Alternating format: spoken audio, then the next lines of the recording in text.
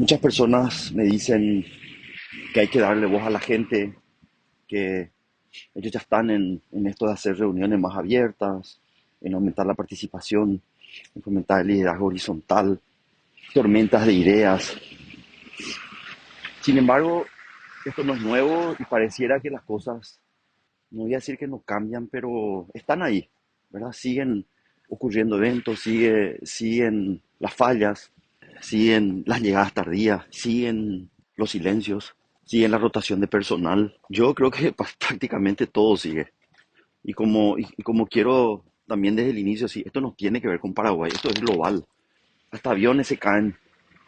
Cuando uno investiga un análisis hacia atrás, para atrás, se da cuenta que mucho se podía evitar. ¿Por qué? ¿Qué pasa? Yo creo que la incomodidad real, la que transforma, no es la de opinar sobre nuevas ideas, participar de un espacio donde supuestamente ahora nos van a escuchar, va a ser diferente. No creo que se trate de eso, sino por lo menos lo que yo creo de sentir en el trabajo, para mí significa revisar lo que estamos haciendo en función a lo que están con nosotros. Revisar, revisar los silencios de la organización, cómo nuestra voz afecta a otros, revisar cómo usamos los privilegios que algunos tienen y otros no. Poder hablar de clases sociales dentro de las empresas, eso es clave. Nadie habla de este tema y sin embargo yo me di cuenta cómo la clase social determina muchísimos temas productivos. Fíjense lo que les digo. Revisar qué pasa con los otros cuando nosotros hablamos. Revisar el poder que ejercemos, cómo lo ejercemos, cuándo, qué efectos tiene sobre los demás. Lo que yo vengo proponiendo no es un modelo de gestión, no es una herramienta participativa, no es menos un estándar. Yo creo que al menos lo que a mí me nació con todo esto es una forma de estar en la empresa. No es una forma de hacer, es una forma de ser. Y me enfoco en que los vínculos son el centro del rendimiento. La incomodidad es parte necesaria del proceso y donde el poder se visibiliza, se conversa, se revisa y se redistribuye.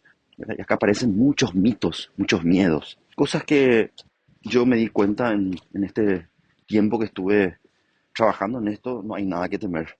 Bueno, estos puntos, esto de los vínculos, la incomodidad y el tema del poder, no ocurre y nunca va a ocurrir cuando se escuchan solamente ideas, cuando las personas dicen que ahora siento que puedo decir las cosas, o cuando se hacen reuniones en las que todos son importantes, porque no sé, hacemos un desayuno de trabajo.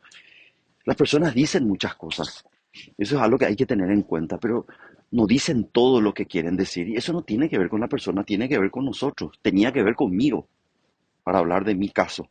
La gente me dice, Cristian, nadie te va a decir todo. Uno puede pretender que en una empresa, en una reunión, no se trata, por supuesto, que digan todo, pero que digan mucho más. Hoy no dicen casi nada. ¿Qué pasa cuando la gente, qué pasa cuando un trabajador, qué pasa cuando un gerente opina? ¿Qué pasa cuando habla? ¿Qué pasa cuando un gerente finalmente toma la decisión de interpelar a otro gerente o de interpelarme? ¿Qué ocurre en ese momento? Lo primero que ocurre es el espacio, el momento se vuelve incómodo. Y ahí ya ustedes saben que por naturaleza el cerebro, el ser humano, evita el planteo de lo incómodo. Entonces, esto, por ejemplo, es muy difícil que ocurra y que se dé por decantación natural o algo parecido. Eso no va a pasar. No va a pasar. Muchas personas también me dicen, Cristian, ¿no te parece que es momento que te preguntes por qué nadie se suma a tu proyecto? ¿Por qué no tenés siquiera un grupo, un puñado de 5 empresarios que están ya haciendo lo tuyo? ¿No te parece que en algo estás fallando? Y yo respondo, claro que sí, claro que estoy fallando, pero creo que todos los modelos fallan, ¿verdad? Y yo al menos quiero tener la oportunidad de probar, pero pareciera que tengo que tener inmediatamente números, ratios y casos de éxito para mostrar que lo mío funciona. Y yo hoy pregunto, ¿y qué funciona? Si me muestran, por favor, qué modelo funciona.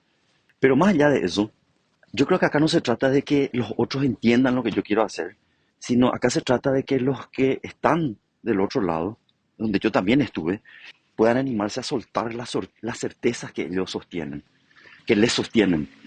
Cuando una persona no se adhiera a esto, yo pienso en mí. Esto no tiene que ver con las personas ni con el que nos adhiera, eso tiene que ver con creencias que traemos desde que nacemos.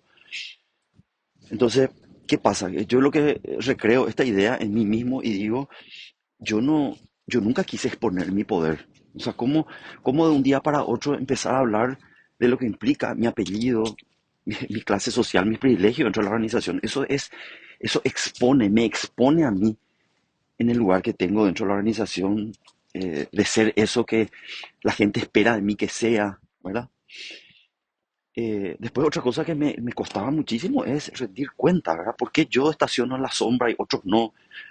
¿Por qué yo puedo llegar a una hora? ¿O por qué fulano y mengano que están conmigo pueden esto y los otros no? ¿Quién quiere rendir cuenta?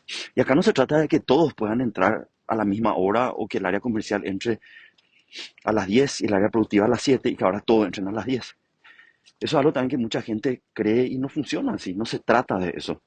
Se trata de que la gente pueda recibir una explicación de por qué entra a las 10 de la mañana y no a las 7. Eso quiere. Y dicho por ellos mismos.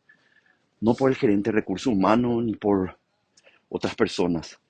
Y después otra cosa que cuesta muchísimo en esto es admitir que lo que nos enseñaron. Imagínense, yo me fui a vivir 6 años a Alemania. No fue fácil para mí en esa época, ¿verdad? Estamos hablando sin internet, sin nada. Ustedes saben lo que significa admitir que lo que me enseñaron no me sirvió más que a mí mismo.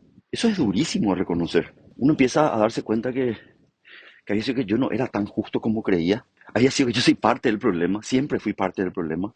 Y era momento y bueno, con todo eso era el momento que yo suelte ese lugar incómodo, repensar mi rol y abrirme a este proceso. Bueno, sentí en el trabajo, yo quiero decir que no es participación, es interpelación.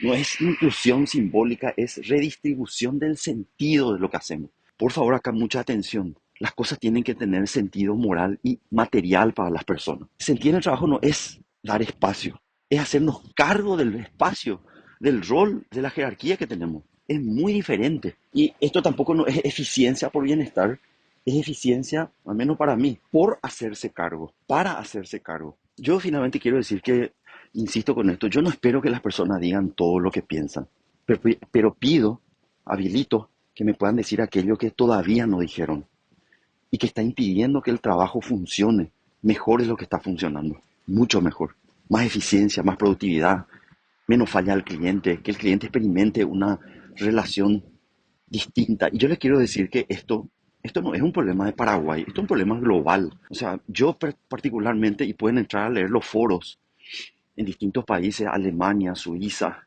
Estados Unidos, escuchen lo que son las quejas de los clientes, cómo funcionan las organizaciones. Y estas organizaciones que funcionan de la forma que ustedes van a leer, no tiene que ver con la persona que atiende. Estos son modelos, estructuras que no dan abasto, pero no en términos tecnológicos, no dan abasto las esperanzas de las personas que trabajan. La conducta humana es inabarcable y no va a haber nunca un sistema capaz de gestionar eso. Yo finalmente digo que no hay productividad, nunca va a haber sin una confianza real y no va a haber confianza si no se transparentan las verdades. Porque verdad no hay una, hay varias, muchas.